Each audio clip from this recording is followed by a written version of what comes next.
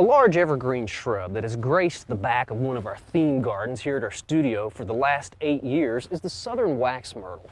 It's provided a really nice green background to help show off all the plants that we've had in this bed through the years. The Southern Wax Myrtle is a broadleaf evergreen. We can think of its leaves as like the leaves of the evergreen hollies, rather than the needle-like foliage of our typical evergreens like pines or spruces or something like that.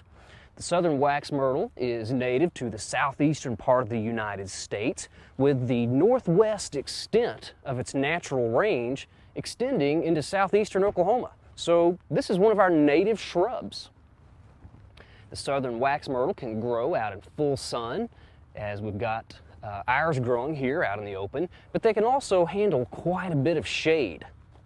In the wild, they're found growing along stream banks, but as a landscape plant, they can handle drier situations. In fact, out in western Oklahoma, there are some planted Southern Wax Myrtles that are doing just fine.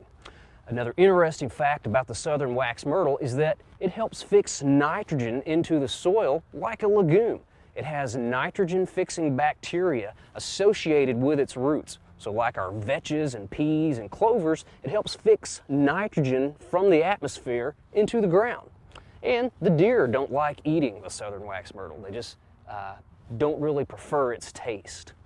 Now, in states east of Oklahoma, the Southern Wax Myrtle can get to be about 30 feet high by 30 feet wide. But in our Oklahoma landscapes, they usually end up about 10 to 15 feet high by 10 to 15 feet wide. The natural shape of the Southern Wax Myrtle is a large rounded shrub or multi-trunked tree. They can be pruned into a variety of landscape uses. We could easily shear this into a large hedge or a screen if we wanted to block out a view. If you wanted to come out occasionally and selectively remove limbs from year to year to keep the plant small, you could do that and maintain its natural growth form. Or you could kind of do like we've done and limb up the plant, taking out a lot of the lower small branches to expose all of those trunks. This is a type of pruning we call giving the plant some legs. And if you do this, there will be some suckers that will start to come up from the roots, but it's not too much work to just come out occasionally and keep those pruned away. Now, I've seen some gardeners who will limb up the plants like we've done here, but then they will go one step further and take shears and sort of round the canopy, kind of turn it into a large umbrella or mushroom type shape, kind of like we see some of the large Yopon hollies pruned into. So you can do that with your Southern Wax Myrtle. Well, I'm going to remove just a few limbs here selectively that are kind of growing off in some directions we really don't want them to. And again, kind of limb this lower portion of the canopy up here, just so we can see those trunks a little bit better. Now, up in the top of our Southern Wax Myrtle, you can see the limbs are kind of leaning or kind of sagging in one way. That's because they had a lot of load or weight on them from the snow that we had a few weeks back, and that snow was on there for several days, and those limbs started to kind of lean a little bit.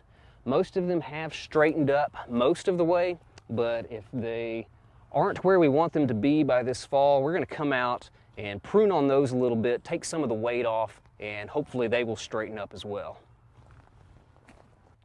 Another name for the Southern Wax Myrtle is the bayberry, or southern bayberry, as there's also a northern species. But the plants are highly aromatic. In fact, they smell like a large bayberry-scented candle. The backs of the leaves have numerous little spots on them, and those are the resin glands. That's the source of a lot of the fragrance. The fruit of the Southern Wax Myrtle is a little bluish-gray berry that's produced later in the year, and they also carry that fragrance. In fact, if you wanted to create your own bayberry-scented candles, you could collect a large number of the fruit and boil those in some water. When the wax rises to the surface of the water, just skim that off, pour that into a candle mold, and have your own bayberry-scented candles. A good time of the year to collect the fruit would be October or November, but you'll have to get to them before the birds do because they really love those fruit as well. Well, if you're considering planting a large broadleaf evergreen shrub in your landscape, I hope you think about our native bayberry scented Southern Wax Myrtle.